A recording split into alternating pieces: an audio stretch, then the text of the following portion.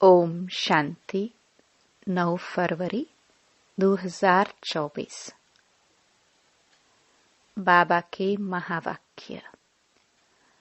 मीठे बच्चे, शिव जयंती पर तुम खूब धूमधाम से निराकार बाप की बायोग्राफी सबको सुनाओ। यह शिव जयंती ही हीरे तुल्य है। प्रश्न: तुम ब्राह्मणों की सच्ची दिवाली कब है और कैसे? उत्तर: वास्तव में शिव जयंती ही तुम्हारे लिए सच्ची दिवाली है, क्योंकि शिव बाबा आकर तुम आत्मा रूपी दीपक को जगाते हैं। हर एक के घर का दीप जलता है, अर्थात आत्मा की ज्योति जगती है। वह स्थूल दीपक जलाते, लेकिन तुम्हारा सच्चा दीपक शिव बाप के आने से जगता है। इसलिए तुम खूब धूमधाम से शिव जयंती मनाओ। ओम शांति। मीठे मीठे रूहानी बच्चे शिव की जयंती मनाते हैं, और भारत में तो शिव जयंती मनाते ही हैं। शिव जयंती एक की मनाई जाती है, उसको फिर सर्वव्यापी कह देते हैं। अब सर्वव्यापी की तो जयंती हो न सके। जयंती कब मनाई जाती है? जब गर्भ से बाहर आते हैं। शिव जयंती मनाते तो जरूर हैं, आर्य समाजी भी मनाते हैं। अभी तुम मनाएंगे 2024 में 28वीं जयंती। गोया 28 वर्ष हुआ जयंती को। जन्मदिन तो सबको याद रहता है। फलाने दिन यह गर्भ से बाहर आया। अब शिव बाबा की तुम 28वीं जयंती मनाएंगे। वह तो है निराकार, उनकी जयंती कैसे हो सकती है? इतने बड़े बड़े मनुष्यों के पास निमंत्रण कार्ड जाते हैं। कोई को पूछना तो चाहिए, जयंती कैसे मनाते हो? उसने जन्म कब और कैसे लिया? फिर उसके शरीर का नाम क्या रखा? परंतु ऐसे पत्थर बुद्धि हैं जो कभी पूछते नहीं हैं। तुम उनको बता सकते हो, वह है निराकार। उनका नाम है शिव। तुम सालिग्राम बच्चे हो, जानते हो इस शरीर में सालिग्राम है। नाम शरीर का पड़ता है, वह है परम आत्मा शिव। अब तुम कितना धूमधाम से प्रोग्राम रखते हो। दिन प्रतिदिन तुम धूमधाम से समझाते रहते हो कि जब शिव बाबा की ब्रह्मा के तन में प्रवेशता होती है, वही उनकी जयंती गाई जाती है। उनकी तिथि तारीख कोई होती नहीं। कहते हैं मैं साधारण तन में प्रवेश करता हूँ, परंतु कब किस घड़ी वह नहीं बताते। तिथि तारीख दिन आदि बताए तो कहे कि फलानी तारीख। जन्म पत्री आदि तो इनकी होती नहीं। वास्तव में जन्म पत्री तो सबसे ऊंची इनकी है। कर्तव्य भी इनका सबसे ऊंचा है। कहते हैं प्रभु तेरी महिमा अपरम अपार है, तो जरूर कुछ करते होंगे। महिमा तो बहुतों की गाई जाती है। नेहरू, गांधी आदि सबकी महिमा गाते हैं। इनकी महिमा कोई बता न सके। तुम समझाते हो, वह ज्ञान का सागर, शांति का सागर है। वह तो एक ठहराना, फिर उनको सर्वव्यापी कैसे कह सकते? परंतु कुछ भी समझते नहीं है। और तुम मनाते हो तो कोई पूछने का साहस भी नहीं रखते हैं। नहीं तो पूछना चाहिए। शिव जयंती मनाई जाती है, महिमा गाई जाती है, तो जरूर कोई होकर गए हैं। बहुत भक्त लोग हैं। अगर गवर्नमेंट ना माने तो भक्तों, साधुओं, गुरुओं की स्टैंप भी न बनाए। जैसी है गवर्नमेंट, ऐसी है रायत, प्रजा। अभी तुम बच्चों को बाप की बायोग्राफी का भी अच्छी तरह मालूम पड़ा है। तुमको जितना फखुर रहता है उतना और कोई को नहीं रह सकता। तुम ही कहते हो शिव जयंती हीरे तुल्य है, बाकी सब जयंतियां कौड़ी मिसल है। बाप ही आकर कौड़ी को हीरे तुल्य बनाते हैं। श्री कृष्ण भी बाप द्वारा इतना ऊंच बना, इसलिए उनका जन्म हीरे तुल्य गाया जाता है। पहले कौड़ी तुल्य होगा, फिर हीरे तुल्य बाबा ने बनाया। यह बातें मनुष्य नहीं जानते। उनको ऐसा वर्ल्ड का प्रिंस किसने बनाया, तो यह भी समझाना चाहिए। श्री कृष्ण जन्माष्टमी मनाते हैं। बच्चा तो माता के गर्भ से ही बाहर निकला, उनको टोकरी में ले गए। अब श्री कृष्ण तो वर्ल्ड प्रिंस था, फिर उनको डर काहे का? वहां कंस आदि कहां से आया? यह सब बातें शास्त्रों में लिख दी हैं। अब तुमको अच्छी रीति समझाना चाहिए। समझाने की युक्तियां बहुत अच्छी चाहिए। सब एक जैसा नहीं पढ़ा सकते। युक्त न समझाने से और ही डिसर्विस होती है। अब शिव जयंती मनाई जाती है तो जरूर शिव की ही महिमा करेंगे। गांधी जयंती पर गांधी की ही महिमा करेंगे, और कुछ सूझेगा नहीं। अब शिव जयंती तुम मनाते हो तो जरूर उनकी महिमा, उनकी बायोग्राफी व जीवन चरित्र भी होगा। तुम उस दिन उनका ही जीवन चरित्र बैठ सुनाओ। जैसे बाप कहते हैं, मनुष्य कोई पूछते भी नहीं है कि शिव जयंती कैसे शुरू हुई। उसका कुछ भी वर्णन है नहीं। उनकी महिमा तो अपरंपार गाई जाती है। शिव बाबा को भोलानाथ कह बहुत महिमा करते हैं। वह तो भोला भंडारी है। वह लोग शिव शंकर कह देते हैं। शंकर को भोलानाथ समझ लेते हैं। वास्तव में भोलानाथ शंकर तो नहीं लगता। उनके लिए तो कहते हैं, आंख खोली तो विनाश हुआ। धतुरा काटे उनको फिर भोलानाथ कैसे कह सकते हैं?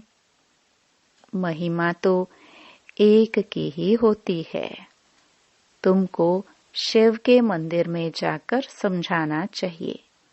वहां बहुत लोग आते हैं तो शिव का जीवन चरित्र सुनाना है।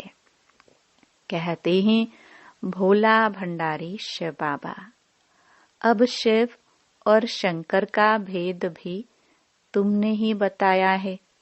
शिव की पूजा होती है शिव के मंदिर में, तो वहां जाकर तुमको शिव की जीवन कहानी बतानी है। जीवन कहानी अक्षर सुनकर कोई का माथा ही चक्रित हो जाएगा कि शिव की जीवन कहानी कैसे सुनाएंगे। तो मनुष्य वंडरफुल बात समझ बहुत आएंगे। बोलो, निमंत्रण पर जो आएंगे उनको हम निराकार परमपिता परमात्मा की जीवन कहानी बताएंगे। गांधी आदि की भी बायोग्राफी सुनते हैं ना। अभी तुम महिमा करेंगे शिव की, तो मनुष्यों की बुद्धि से सर्वव्यापी की बात उड़ जाएगी। एक की महिमा फिर दूसरे से मिल ना सके। यह जो मंडप बनाते हैं, वह प्रदर्शनी करते हैं, वह कोई शिव का मंदिर तो है नहीं। तुम जानते हो, सच्चा सच्चा शिव का मंदिर वास्तव में यह है जहाँ रचता खुद बैठ रचता और रचना के आदि मध्य अंत का राज समझाते हैं। तुम लिख सकते हो रचता की जीवन कहानी और रचना के आदि मध्य अंत का राज अथवा हिस्ट्री सुनाएंगे। हिंदी अंग्रेजी में लिखत हो। बड़े बड़े के पास जाएंगे तो वंडर खाएंगे कि यह कौन है जो परमपिता परमात्मा की बायोग्राफी बताते हैं। फिर रचना के लिए तुम कहेंगे तो समझेंगे प्रलय हुई, फिर नई रचना रची। परंतु नहीं, तुमको तो समझाना है बाप पतितों को आकर पावन बनाते हैं, तो मनुष्य वंडर खाएंगे।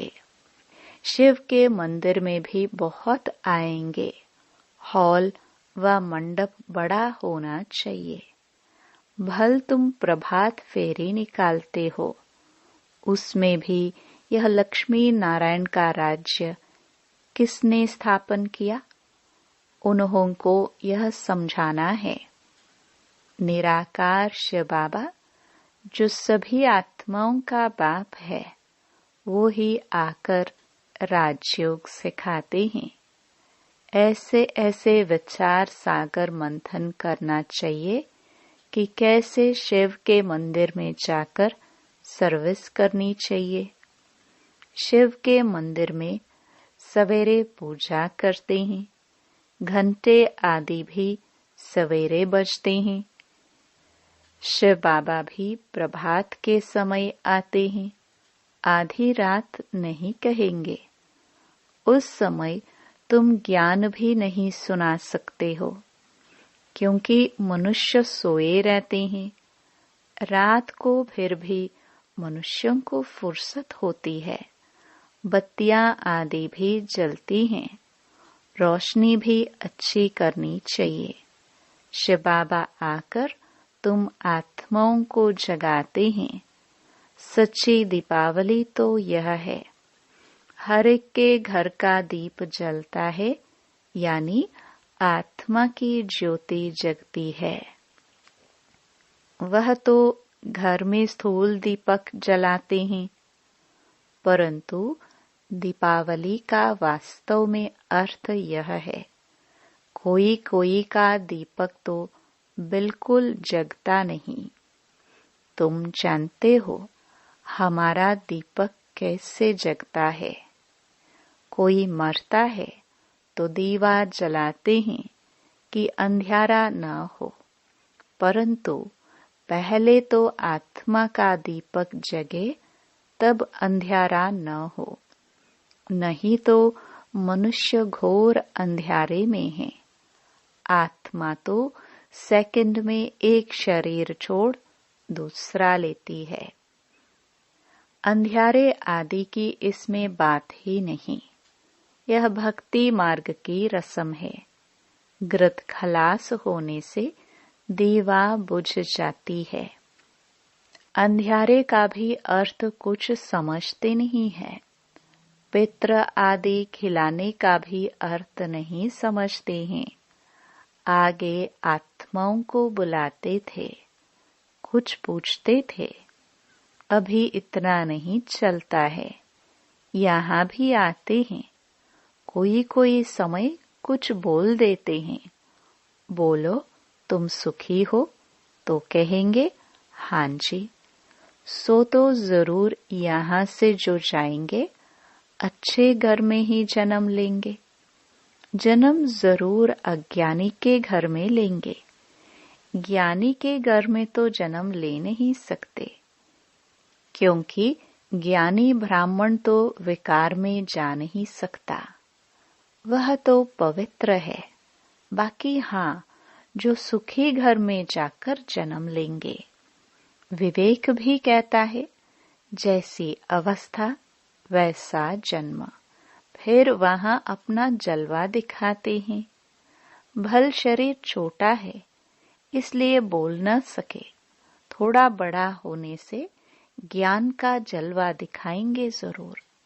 जैसे कोई कोई शास्त्रों के संस्कार ले जाते हैं, तो छोटेपन में ही उसमें लग जाते हैं। यहाँ से भी नॉलेज ले जाते हैं, तो जरूर महिमा निकलेगी। तुम शिव जयंती मनाते हो, वह लोग कुछ अर्थ नहीं समझ सकते हैं। पूछना चाहिए, अगर वह सर्वव्यापी है तो जयंती कैसे मनाएंगे? अब तुम बच्चे पढ़ रहे हो, तुम जानते हो वह बाप भी है, टीचर भी है, सतगुरु भी है। बाबा ने समझाया है। सिख लोग भी कहते हैं सत श्री अकाल है।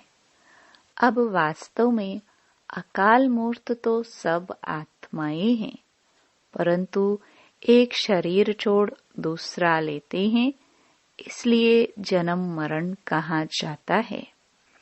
आत्मा तो वही है। आत्मा 84 जन्म लेती है। कल्प जब पूरा होता है तो खुद ही आकर बताते हैं कि मैं कौन हूँ, मैं कैसे इनमें प्रवेश करता हूँ, जिससे तुम आपे ही समझ जाते हो। पहले नहीं समझते थे। हाँ, परमात्मा की प्रवेशता है, परंतु कैसे, कब हुई, कुछ भी समझते थोड़े थे। दिन प्रतिदिन तुम्हारी बुद्धि में यह बातें आती रहती हैं। नई नई बातें तुम सुनते रहते हो। आगे थोड़े 2 बाप का राज समझाते थे। आगे तो जैसे बेबियां थी, अभी भी बहुत कहते हैं, बाबा हम 2 दिन का आपका बच्चा हूँ, इतने दिन का बच्चा हूँ। समझते हैं जो कुछ होता है कल्प पहले मिसल। इसमें बड़ी नॉलेज है। समझने में भी समय लगता है। जन्म ले फिर मर भी पड़ते हैं। 2 मास 8 मास का हो, मर भी पड़ते हैं। तुम्हारे पास आते हैं, कहते हैं यह राइट है, वह हमारा बाप है, हम उनकी संतान हैं। हाँ हाँ कहते हैं। बच्चे लिखते भी हैं, बहुत प्रभावित हो जाते हैं। फिर बाहर गया, खलास, मर पड़ा। फिर आते ही नहीं है तो क्या होगा? या तो पिछाड़ी में आकर रिफ्रेश होगा, या तो प्रजा में आ जाएगा। ये सब बातें समझानी है। हम शिव जयंती कैसे मनाते हैं, शिव बाबा कैसे सद्गति करते हैं। शिव बाबा स्वर्ग की सौगात ले आते हैं। खुद कहते हैं, मैं तुमको राजयोग सिखाता हूँ, विश्व का मालिक बनाता हूँ। बाप तो है ही हेवन का रचयिता, तो जरूर हेवन का ही मालिक बनाएंगे। हम उनकी बायोग्राफी बताते हैं, कैसे स्वर्ग की स्थापना करते हैं, कैसे राजयोग सिखाते हैं, आकर सीखो। जैसे बाप समझाते हैं वैसे बच्चे नहीं समझा सकते हैं क्या? इसमें बहुत अच्छा समझाने वाला चाहिए। शिव के मंदिर में बहुत अच्छा मनाते होंगे, वहां जाकर समझाना चाहिए। लक्ष्मी नारायण के मंदिर में अगर शिव की जीवन कहानी सुनाएंगे तो किसको जंचेगी नहीं, ख्याल में नहीं आएगा। फिर उन्हों को अच्छी रीति बुद्धि में बिठाना पड़े। लक्ष्मी नारायण के मंदिर में बहुत आते हैं, उन्हों को लक्ष्मी नारायण राधे कृष्ण का राज समझा सकते हो। उनका अलग अलग मंदिर होना नहीं चाहिए। श्री कृष्ण जयंती पर तुम श्री कृष्ण के मंदिर में जाकर समझाएंगे, कृष्ण ही गोरा, कृष्ण ही सांवरा क्यों गाया जाता है? कहते हैं गावड़े का छोरा। गावड़े में तो गाय बकरियां चराते होंगे ना। बाबा फील करता है हम भी गावड़े के थे, न टोपी न जूती। अब स्मृति आती है हम क्या थे, फिर बाबा ने आकर प्रवेश किया है। तो यह बाप का लक्ष्य सबको मिले कि शिव बाबा को याद करो, वही सद्गति दाता है। तुम रामचंद्र की भी जीवन कहानी बता सकते हो। कब से उनका राज्य शुरू हुआ, कितना वर्ष हुआ, ऐसे ऐसे ख्यालात आने चाहिए। शिव के मंदिर में शिव की बायोग्राफी सुनानी पड़े। लक्ष्मी नारायण के मंदिर में लक्ष्मी नारायण की महिमा करनी पड़े। राम के मंदिर में जाएंगे तो राम की जीवन कहानी सुनाएंगे। अब तुम पुरुषार्थ कर रहे हो देवी देवता धर्म स्थापन करने का। हिंदू धर्म तो कोई ने स्थापन नहीं किया है, बाकी हिंदू कोई धर्म नहीं है। यह सीधा कहने से बिगड़ेंगे। समझते हैं यह कोई ईसाई है। तुम बोलो हम आदि सनातन देवी देवता धर्म के हैं, जिसको आजकल हिंदू कह दिया है। अच्छा, मीठे मीठे सिखिलदे बच्चों प्रति माता पिता बाप दादा का याद प्यार और गुड मॉर्निंग। रूहानी बाप की रूहानी बच्चों को नमस्ते। धारणा के लिए मुख्य सार। पहला, शिव जयंती धूमधाम से मनाओ। शिव बाबा के मंदिर में शिव की और लक्ष्मी नारायण के मंदिर में लक्ष्मी नारायण व राधे कृष्ण की बायोग्राफी सुनाओ। सबको युक्त युक्त समझानी दो। दूसरा, अज्ञान अंधियारे से बचने के लिए आत्मा रूपी दीपक को ज्ञान ग्रत से सदा प्रज्वलित रखना है। दूसरों को भी अज्ञान अंधियारे से निकालना है। वरदान, सर्व खजानों से संपन्न बन निरंतर सेवा करने वाले अखूट अखंड महादानी भव। बाप दादा ने संगम पर सभी बच्चों को अटल अखंड का वरदान दिया है। जो इस वरदान को जीवन में धारण कर अखंड महादानी अर्थात निरंतर सहज सेवाधारी बनते हैं, वह नंबर 1 बन जाते हैं। द्वापर से भक्त आत्माएं भी दानी बनती हैं, लेकिन अखूट खजानों के दानी नहीं बन सकती। विनाशी खजाने या वस्तु के दानी बनते हैं। लेकिन आप दाता के बच्चे जो सर्व खजानों से संपन्न हो, वह 1 सेकंड भी दान देने के बिना रह नहीं सकते। स्लोगन: अंदर की सच्चाई सफाई प्रत्यक्ष तब होती है जब स्वभाव में सरलता हो। ओम शांति।